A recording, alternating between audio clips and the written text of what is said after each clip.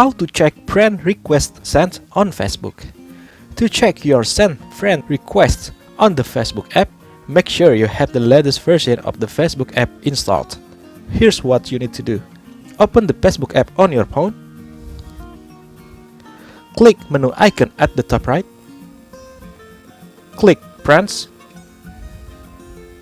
Tap on See All next to the friend request. Tap on triple dots at the top right. Click View Sent Requests. And now you can see friend requests that are still pending or have not been approved by them. So, that's the tutorial on how to check friend requests sent on Facebook.